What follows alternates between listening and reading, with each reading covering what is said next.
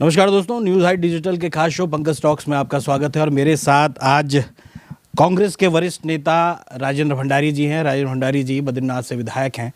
विधायक जी, किस तरीके से देखते हैं और इस बार की चुनाव में आपकी जीत, पार्टी की हार, किस तरह से देख रहे हैं? क्या उम्मीद थी इतनी बड़ी हार की? और अपनी जीत की तो आपको उम्मीद थी ही। पहले तो आपको और आपके चैनल का बहुत बहुत धन्यवाद, आभार। लोकतंत्र में जीत हार तो लगा हुआ है, इसीलिए चुनाव भी होते हैं। परंतु अब जो लगता है, अब तो विपक्ष की हारी हार होनी है, जीतने का तो सवाल ही नहीं उठता है। जो हालात, परिस्थितियाँ, जो ट्रेन आज भाजपा ने निकाल दिया है, वो चाहते हैं कि विपक्ष निस्तनाबूत रहे और ऐसे हथगंडे अपना दिए हैं कि उसमें कोई भी विपक्ष का चाहे कितना भी ताकतवर क्यों नहीं है, मुझे तो नहीं लगता आने वाले समय में वो जीत के आ पाएंगे। मैंने खुद मैदान में देखा है, धरातल पे देखा है, जिस तरह से आज पैसे की नुमाइश हो रही है, जिस तरह से सत्ता की ताकत के बल पे वोट डाला जा रहा है और जिस तरह से ईवीएम नाम का देवता तैयार हो गया है, तो इन हालात परिस्थितियों में कोई भी निष्पक्ष चुनावों की बात कहाँ कर सकता है।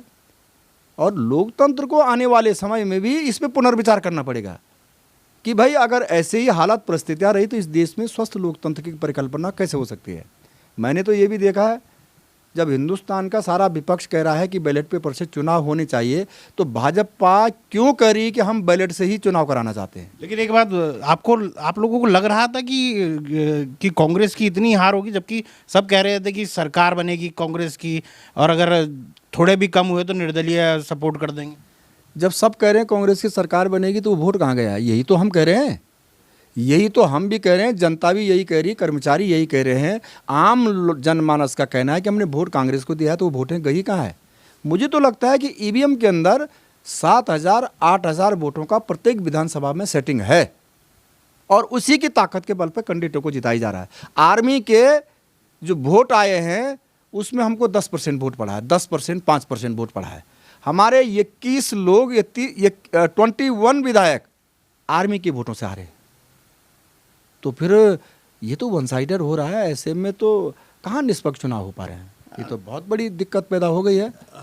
हरीश रावत जी की हार, गोदियाल जी की हार आप लोगों को पच पा रही है? वो हारे नहीं, वो जीते हैं।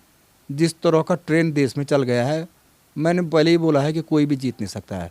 ये हार नहीं, और ये हरवाया जा रहा है। ये हार तो तब होती है जब जनता हराए। जनता तो कांग्रेस को जिता रही है, परंतु ये जो मशीनें हैं, जो संसाधन हैं, जो सत्ता की हनक है, उसकी ताकत के बल पे हरवाई जा रहा है नेताओं को, ताकि विपक्ष निस्तनाबूत हो जाए और वो अपनी मोनोपोली से देश और सरकारों को चलाए। तो अब हरीश रावत जी तो कह रहे हैं कि मैं राजनीति से संन्यास ले लूँगा, या फिर मैं जो है वो चुनावी राजनीति नहीं करूँगा।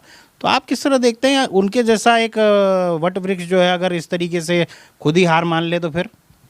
देखिए, हार तो वो जो ट्रेन चला हुआ है उस प्रक्रिया से अपने को असहाय महसूस कर रहे हैं। क्यों? कि हरीश रावत जी एक बड़े नेता हैं, केंद्र से लेकर के राज्य तक तमाम पदों को उन्होंने आसीन किया है। और आज वो भी जिस तरह की हालात परिस्थितियां हो गई है विपक्ष को निस्तनाबूद करने के लिए, उन हालात परिस्थितियों से हर व्यक्ति कहेगा कि मैं संन्यास लेना चाहता हूँ।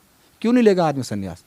क्योंकि आज विपक्ष का कोई मान नहीं। एक समय था जब इंदिरा जी प्रधानमंत्री थी और विदेश में जिनेवा में जब जाना था किसी के वक्ता को, तो अटल जी को चुना गया है कि आप जाएंगे, क्योंकि वो प्रखर वक्ता थे। और आज ये आलम आ गया है कि चुन चुन करके सरकारें कह रही है कि विपक्ष को साफ कर दो। तो ऐसी हालत परिस्थितियों में बड़ा नेता हो, छोटा भी हो, कैसे सर्वाइव करेगा, कैसे जिंदा रहेगा? और यही उनकी भी अपनी एक पीड़ा है हरीश रावत जी की, कि भाई मैं संन्यास लेना चाहता हूँ। नहीं तो ऐसे कैसे खड़े रहेगा? अगर कोई ज़्यादा जोर लगाएगा, ज़्यादा खिलाफ बोलेगा, उसकी जांच हो जाएगी, ईडी आ जाएगी, इनकम टैक्स आ जाएगा, पुलिस आ जाएगी, सीबीआई आ जाएगी। डरे हुए हैं हिंदुस्तान के 90% नेता। तो आपके नेता भी डरे हुए? स्वाभाविक बात है। कौन जेल जाना चाहेगा? कौन जांच का सामना करना पाएगा? ये तो उत्पीड़न है, डरा धमका करके जैसे तैसे सत्ता चाहिए। तो हरीश रावत जी सीबीआई से डरे हुए हैं? नहीं, सीबीआई से क्यों डरेंगे वो? परंतु जो सरकारें कर रही है उत्पीड़न, उस रास्ते से हर कोई डर रहा है। ऐसी हालात परिस्थिति में कोई भी नेता कहाँ सुरक्षित है। सवाल हरीश रावत जी का नहीं है, सवाल देश के हर विपक्ष के उस नेता का है जो आज देश में चुनाव लड़ना चाहता है और हर व्यक्ति के घर में छापे पड़े हुए हैं। हर व्यक्ति को कहा जा रहा है ये भ्रष्टाचार में लिप्त है। अरे भाई, आज स्विस बैंकों में 350 गुना भारत की करेंसी बढ़ गई है, भारत के नेताओं का पैसा बढ़ गया है, तो फिर ये काला धन जब बढ़ रहा है, इन्होंने लाने की बात की थी तो कौन जिम्मेदार है? 7 सालों से तो केंद्र में ये बैठे हुए हैं। लेकिन भंडारी जी, एक बात और जनता भी कह रही है और एक सब लोग ये भी महसूस कर रहे हैं, हरीश रावत, प्रीतम सिंह और जो गुट हैं आपकी कांग्रेस के, उसकी वजह से कांग्रेस हारी है। देखिए, उनके गुट होंगे या नहीं होंगे, मैं तो किसी गुट का नहीं हूँ। मैं कांग्रेस के गुट का हूँ, मैं हाईकमान के साथ हूँ, मैं पीसीसी के साथ हूँ, मैं हाथ के सिंबल के साथ हूँ और मैं किसी गुट में कोई विश्वास नहीं करता हूँ। मैं किसी गुट का आदमी नहीं हूँ, मैं कांग्रेस का आदमी हूँ। सब मेरे नेता हैं, मेरे आदरणीय नेता हैं, सादर मेरे नेता हैं, मैं सबका सम्मान करता हूँ। सब मेरे से बड़े हैं, वरिष्ठ हैं, जानकार हैं, पर मैं किसी नेता के ये गुटबाजी में मैं नहीं हूँ। अब होगी उनकी या नहीं होगी ये तो आने वाला समय बताएगा, परंतु गुटबाजी करने से कभी भी पार्टी को लाभ नहीं होता है। आपने सही कहा कि गुटबाजी करने से लाभ नहीं होता, लेकिन एक बड़ा सवाल ये है कि नेता प्रतिपक्ष अभी बनाने की बात हो रही है, तो भाई हरीश रावत अगर पार्टी को हराने के लिए उतना अगर उनको जिम्मेदार माना जाता है, हार वो कह रहे हैं कि हरीश रावत की वजह से हारे, तो प्रीतम सिंह भी उतने ही जिम्मेदार है, रंजीत रावत भी उतने ही जिम्मेदार है जिस तरीके से बयानबाजियां हुई। आप घुमा फिरा के पूछ रहे हैं, चलो ये तो बात ठीक है। मैंने आपको पहले ही बोला है कि भाई किसी एक व्यक्ति को कैसे हार के जिम्मेदार मान सकते हैं। एक व्यक्ति को हम कभी थोप नहीं सकते हैं, और जब हार होती है तो आरोप लगते हैं, जब जीत होती है तो वही व्यक्ति सब पाक साफ हो जाते हैं। तो हम किसी को क्यों जिम्मेदार ठहराएं भाई? मेरी भी जिम्मेदारी है, मेरी भी जिम्मेदारी, एक बूथ का जो कार्यकर्ता है उसकी भी जिम्मेदारी है।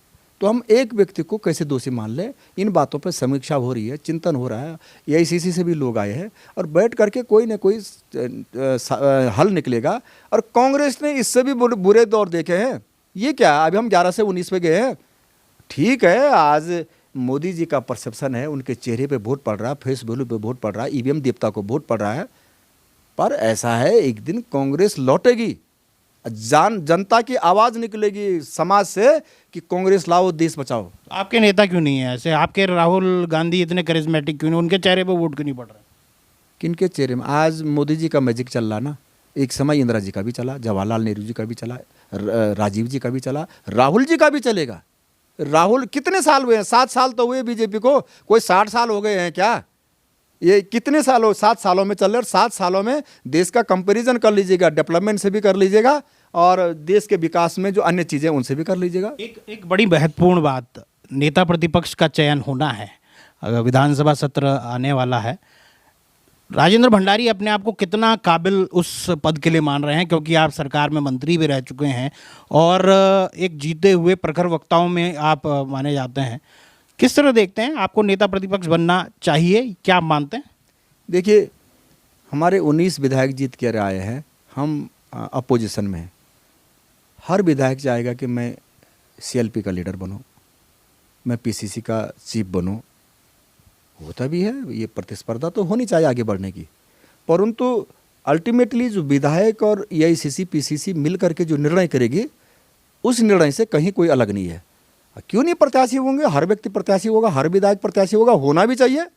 और ये ज़िंदगी आगे बढ़ने के लिए, पीछे जाने के लिए थोड़ी नहीं है। अगर हम ज़िंदगी की दौड़ में आगे जाना चाहते हैं, बड़ा गोल देखना चाहते हैं, बड़ा अचीवमेंट हासिल करना चाहते हैं, तो हर व्यक्ति को इस दौड़ में शामिल होना चाहिए। परंतु अंत समय में जो पार्टी का निर्णय होगा, उस निर्णय से कोई भी बाहर नहीं है। आप अपने अंदर क्या क्वालिटी देखते हैं इसको? नेता प्रतिपक्ष में आपके अंदर वो लीडरशिप क्वालिटी देख रहे हैं आप? देखिए, लीडरशिप की क्वालिटी का तो जनता तय करेगी, नेता नहीं तय करेंगे, जनता तय करेगी कि उस नेता के अंदर लीडरशिप के गुण हैं या नहीं है। और 20-25 सालों से हम भी सक्रिय राजनीति में हैं, विधायक रहे, जिला परिषद के अध्यक्ष रहे, निर्दलीय में चुनाव लड़ा हूँ, 2 बार आप लोगों ने मुझको मिनिस्टर बनाने का मौका दिया है, तो कुछ देखा होगा उन्होंने, तो फिर यहाँ तक भेजा होगा। तो ये निर्णय तो जनता का होता है कि मेरा आदमी, मेरा नेता है या नहीं है, और एआईसीसी पीसीसी सब देखती है। तो मैं अपने आप बोल दूं मैं उसके लायक हूं या नहीं हूं, ये तो बड़प्पन हो जाएगा। परंतु ये मेरी एआईसीसी और हमारी पीसीसी और हमारी जनता तय करेगी कि हमारा नेता उसके लायक है कि नहीं है। नहीं तो आपके कुछ नेता तो ये कह रहे हैं मेरे को नेता प्रतिपक्ष बनाओ, नहीं तो मैं कुछ और रास्ता देखता हूँ। नहीं नहीं, मेरा वो रास्ता नहीं है, मेरा रास्ता है आम सहमति का। पार्टी जो निर्णय करेगी, मैं पार्टी के निर्णय से सुई की नोक के बराबर भी दाएं बाएं नहीं हूँ। मेरी पार्टी ने जब जब मुझे जो जिम्मेदारियां दी मैंने बखूबी से निभाया। उन्होंने मिनिस्टर बनाया, मैंने उस जिम्मेदारी को निभाया। मुझे जिला परिषद का अध्यक्ष बनाया, मैंने उसको बखूबी से निभाया। कल अगर कोई जिम्मेदारी और देती है तो उसको भी निभाएंगे, ऐसा नहीं है। पर उसके बावजूद भी पार्टी का अंतिम जो निर्णय होगा, हम पार्टी हाईकमान के साथ हैं। अच्छा, इसमें एक आपकी दावेदारी इसलिए मजबूत लगती है क्योंकि लोकसभा में, पूरी लोकसभा में आप एक ही जीते हुए हैं। हाँ, मैं ये मान सकता हूँ कि हम लोग पहले तो पूरे गढ़वाल से 3 ही लोग जीते हुए हैं। एक चक्रोता से हमारे बड़े भाई प्रीतम भाई जीते हुए हैं, जो हमारे सीएलपी के लीडर हैं। एक हमारे विक्रम भाई जीते हुए, एक बद्रीनाथ से मैं जीता हुआ। तीनों कोनों में 3 जीते हुए हैं। तो तीनों लोग जीते हुए, निस्संदेह रूप से हम मॉरली थोड़ा कम हो सकते हैं, परंतु हमारा गोल कम नहीं हुआ है।